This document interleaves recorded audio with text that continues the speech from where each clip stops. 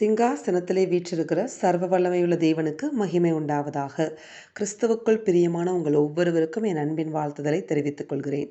இந்த நாளுக்கான கர்த்தருடைய வார்த்தை கொலோசையர் 2ஆம் அதிகாரம் 6வது வசனம் 7வது வசனம். ஆகையால் நீங்கள் கர்த்தராகிய கிறிஸ்து இயேசுவை ஏற்றுக்கொண்டபடியே அவருக்குள் வேர்கொண்டவர்களாகவும் அவர் மேல் கட்டப்பட்டவர்களாகவும் அவருக்குள் நடந்து கொண்டு நீங்கள் போதிக்கப்பட்டபடியே விசுவாசத்தில் உறுதிப்பட்டு ஸ்தோத்திரத்தோடே அதிலே பெருகுவீர்களாக. ஆமேன். பாருங்க, நம்ம எல்லாருமே ஆண்டவராக இயேசு கிறிஸ்துவை ஏற்றுக்கொண்டது நிமித்தமாக தான் நம்ம ரட்சிப்பை பெற்றிருக்கிறோம். ஆமேன். அவருடைய பிள்ளைகளாக மாறி இருக்கிறோம். அப்போ ஏற்றுக்கொண்டதுக்கு அப்புறம் நம்ம எப்படி ஒரு வாழ்க்கை வாழணும்? ஆண்டவராக இயேசு கிறிஸ்துவை ஏற்றுக்கொண்டு விட்டோம், ரட்சிக்கப்பட்டு விட்டோம், சபைக்கு கடந்து சென்றுட்டோம், எல்லாம் ஓகே தான். ஆனால் ஏற்றுக்கொண்டதுக்கப்புறம் நம்மிடத்தில் ஒரு வாழ்க்கையை தேவன் எதிர்பார்க்கிறார்.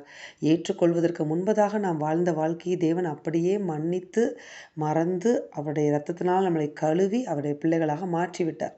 இப்போ ஏற்றுக்கொண்டுட்டோம் இயேசு கிறிஸ்துவை. ஏற்றுக்கொண்டதுக்கப்புறம் நம்ம எப்படி ஒரு வாழ்க்கை வாழணும் அப்படிங்கிறது தான் இங்கே பார்த்தோம்னா பாருங்கள்.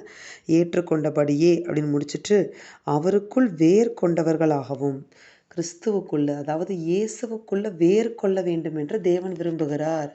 ஆமேன். அப்போ பாருங்க, நம்ம ஏற்றுக்கொண்ட உடனே அப்படியே ஏற்றுக்கொண்ட நிலையிலே நின்றுவிடக்கூடாது என்று தேவன் விரும்புகிறார். அவருக்குள்ள வேர் கொள்ளுகிற அனுபவம் இருக்க வேண்டும். எவ்வளவுக்கு எவ்வளவு ஒரு மரத்துடைய வேர் ஸ்ட்ராங்காக இருக்குதோ அவ்வளவுக்கு அவ்வளவு தான் அந்த மரமும் ஸ்ட்ராங்காக இருக்கும். அப்படிதானே? ஒரு செடியாக இருந்தாலும் அப்படி தான். எவ்வளவுக்கு எவ்வளவு அந்த வேர் ஸ்ட்ராங்காக இருக்கோ அந்த அளவுக்கு அந்த செடியும் ஆரோக்கியம் உள்ளதாக காணப்படும். அப்போ அவருக்குள்ளே நாம் வேர் கொள்ளும்போது நாம் அவருக்குள்ளே என்ன செய்ய ஆரம்பிக்கிறோம்? ஸ்ட்ராங்காக ஆரம்பிக்கிறோம். அவருக்குள்ளே ஸ்ட்ராங் ஆகணும்னு சொல்கிறார். ஏற்றுக்கொண்டோம், அதுக்கப்புறம் வேர் கொண்டு அவருக்குள்ளே ஸ்ட்ராங் ஆகணும். அதுக்கப்புறம் பாருங்கள், அவர் மேல் கட்டப்பட்டவர்களாகவும். ஆமேன்.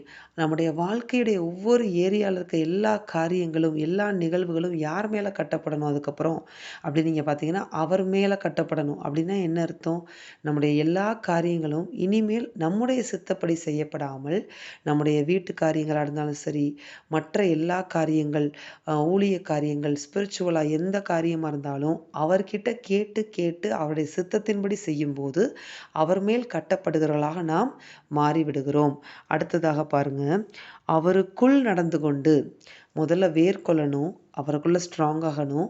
அதுக்கப்புறமா என்ன செய்யணும்னு சொல்கிறாருன்னா அவர் மேலே கட்டப்படணும். அவருடைய சித்தத்தை செய்கிறவர்களாக நாம் மாற வேண்டும். அடுத்ததாக அவருக்குள் நடந்து கொண்டு அவர் நமக்கு தருகிற ஆலோசனைகளை பெற்றுக்கொண்டு அதன்படி நாம் நடக்கிறவர்களாக, நாம் ஆவியின்படி நடக்கிறவர்களாக மாறணும். அது வரைக்கும் நம்ம இயேசுவை ஏற்றுக்கொள்கிற வரைக்கும் மாம்சத்தின்படி நடந்து கொண்டே இருந்திருப்போம். நமக்கு என்னெல்லாம் வழியை தோணுதோ, நமக்கு என்னெல்லாம் செய்ய தோணுதோ அதையெல்லாம் செஞ்சுட்டு வாழ்ந்துருந்துருப்போம். ஆனால் அவர் ஏற்றுக்கொண்டதுக்கப்புறம் அவருக்குள் நடக்க ஆரம்பிக்கணும். அவர் சொல்கிறத கேட்டு அவருக்குள் நடக்கணும், அவரோடு நடக்கணும். இதைத்தான் தேவன் என்ன செய்கிறார்? நம்மிடத்தில் எதிர்பார்க்கிறார். அடுத்து பாருங்க, நீங்கள் போதிக்கப்பட்டபடியே விசுவாசத்தில் உறுதிப்பட்டு.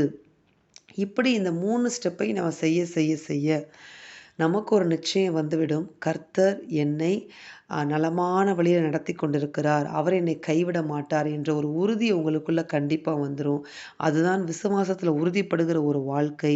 அடுத்து பாருங்க, ஸ்தோத்திரத்தோடு அதிலே பெருகுவீர்களாக. ஆமேன். இப்படி ஒரு வாழ்க்கை நாம் வாழும்போது கர்த்தர் நம்மை பெருகச் செய்கிற தேவனாய் இருக்கிறார். நாம் ஸ்தோத்திரம் பண்ணி ஆவிக்குரிய வாழ்க்கையில் பெருக ஆரம்பிக்கிறோம். ஆவிக்குரிய வாழ்க்கையில் உண்டாகிற பெருக்கம் நம்மை பூமிக்குரிய ரீதியாக அநேகருக்கு ஆசீர்வாதமாக நம்மை கொண்டு வந்து நிறுத்திவிடும். நாம் நமக்கே ஆசீர்வாதமாக இல்லாமல் அநேகருக்கு ஆசீர்வாதமாக, அநேகருடைய வாழ்க்கையில் இப்படிப்பட்ட கிறிஸ்துவின் ஆசீர்வாதங்களை பெருக்குகிறவர்களாக, அவர்களுக்கு அப்படிப்பட்ட உன்னத ஆசீர்வாதங்களை நம் மூலமாக கொடுக்க முடியும். ஆவிக்குரிய ஆசீர்வாதங்களை எடுத்து நம்ம மூலமாக தேவன் அவர்களுக்கு கொடுப்பார். இப்படி ஒரு வாழ்க்கை வாழதான் கிறிஸ்து உங்களை அழைத்திருக்கிறார். அதனால தான் நம்ம கிறிஸ்துவை ஏற்றுக்கொண்டிருக்கிறோம். அவரை கிருபையினால் ஏற்றுக்கொண்ட நாம் அவருக்குள்ள வேர்கொள்ளுவோம். அடுத்ததாக அவர் மேல் கட்டப்படுவோம், அவருக்குள்ள நடப்போம், விசுவாசத்துல உறுதிப்படுவோம், ஸ்தோத்திரத்தோட அவர் கூட நடப்போம். நிச்சயமாக நம்மை அநேகருக்கு ஆசீர்வாதமாக எடுத்து தேவன் பயன்படுத்துவார். நித்தியத்திலேயும் நமக்குரிய பங்கை கொடுத்து நம்மை ஆசிர்வதிப்பார். ஆமென். நாம் செபிப்போமா? எங்கள் அன்பின் பரலோக பிதாவே, நீர் கொடுத்த இந்த வார்த்தைகளுக்காய் உமக்கு கோடி ஸ்தோத்திரம் அப்பா. இந்த வார்த்தையின்படியே நீர் எங்கள் ஒவ்வொருவரையும் ஆசிர்வதிப்பீராக. உம்மை ஏற்றுக்கொண்ட நாங்கள் உமக்குள்ளாக வேர்கொள்ளவும் உம்மேல் கட்டப்படவும் உமக்குள் நடந்து கொண்டு விசுவாசத்தில் உறுதிப்பட்டு ஸ்தோத்திரத்தில் பெருகி அநேகருக்கு ஆசீர்வாதமாக நாங்கள் மாற தேவனாகிய கர்த்தர் இந்த நாளில் எங்கள் ஒவ்வொருவருக்கும் வேண்டிய கிருபைகளை கொடுத்து ஆசிர்வதிப்பீராக. இயேசுவின் நாமத்தில் பிதாவே, ஆமென். இந்த வார்த்தையின்படி இந்த நாளில் தேவன் உங்களை ஆசிர்வதிப்பாராக. ஆமென்.